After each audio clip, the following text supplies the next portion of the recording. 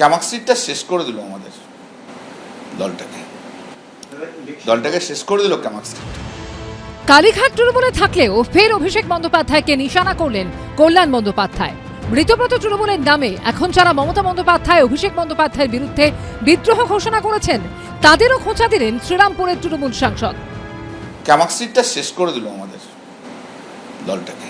আজকে যারা বড় বড় বক্তৃতা দিচ্ছে অভিষেকের বিরুদ্ধে বলছে, 2022-এ যখন আমি বলেছিলাম তখন তো এরাই আমার বিরোধিতা করেছে।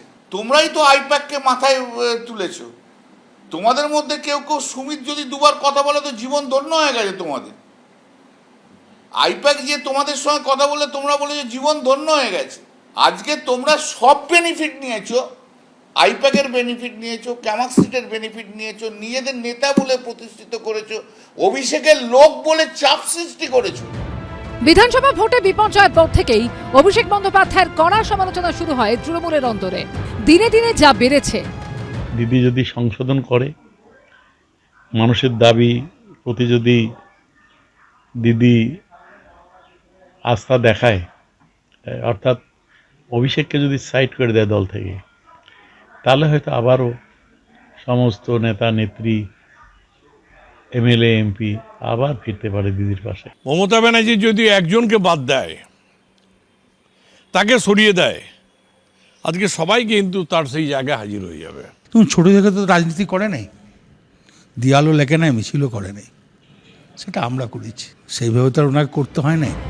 যত দিন যাচ্ছে অভিষেক বন্দ্যোপাধ্যায়ের বিরুদ্ধে ক্ষোভ তত বাড়ছে, ততই নিঃসঙ্গ হচ্ছেন মমতা বন্দ্যোপাধ্যায়। বিজেন্দ্র সিংহ, ভাস্কর মুখোপাধ্যায় ও সৌভিক মজুমদারের রিপোর্ট, এবিপি আনন্দ। টালিগঞ্জে শেষ হয়েছে বিশ্বাস ব্রাদার্সের একচেটিয়া আধিপত্য।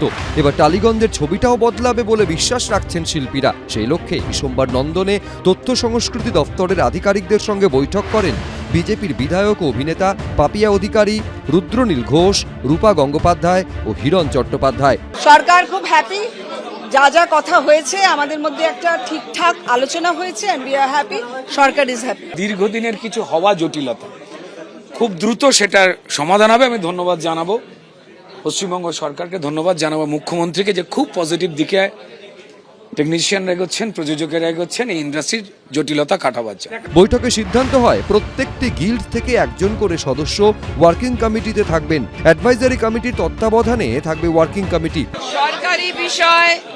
সরকারি বিষয় নোটিফিকেশন হবে। ইতিমধ্যে গ্রেফতার হয়েছেন ফেডারেশনের প্রাক্তন সভাপতি স্বরূপ বিশ্বাস। ভেঙে দেওয়া হয়েছে ফেডারেশন ও গিল্ড। এই পরিস্থিতিতে ইন্ডাস্ট্রির উন্নয়নের স্বার্থে নতুন করে কমিটি গঠন করে দিয়েছে রাজ্য সরকার। সরকারি আধিকারিক থেকে শুরু করে বিধায়ক ও টালিগঞ্জের একাধিক কলাকুশলী রয়েছেন এই কমিটিতে রয়েছেন রূপা গঙ্গোপাধ্যায়, পাপিয়া অধিকারী, রুদ্রনীল ঘোষ, হিরণময় চট্টোপাধ্যায়, রয়েছেন প্রসেনজিৎ চট্টোপাধ্যায়, দেব ও যিশু সেনগুপ্তরাও। প্রডিউসার যাতে তার লগ্নি ফিরে পায় এবং প্রডিউসারদের যাতে তার টাকা ফিরে পায় এবং আমাদের প্রতিটা টেকনিশিয়ান যাতে কাজ করতে পারে, হাতে হাত মিলিয়ে আমরা চাই যে ইস্টার্ন জোনের ফেডারেশন, ইন্ডিয়ার বেস্ট ফেডারেশন, সেটা তৈরি করার জন্য আমরা সবাই হাতে হাত মিলিয়ে কাজ করব। বিশ্বাস ব্রাদার্সের কবজা থেকে বেরিয়ে টালিগঞ্জে কি বইবে মুক্ত বাতাস, বলবে সময়। আবির দত্ত, এবিপি আনন্দ। এবিপি আনন্দ, এগিয়ে থাকে, এগিয়ে রাখে।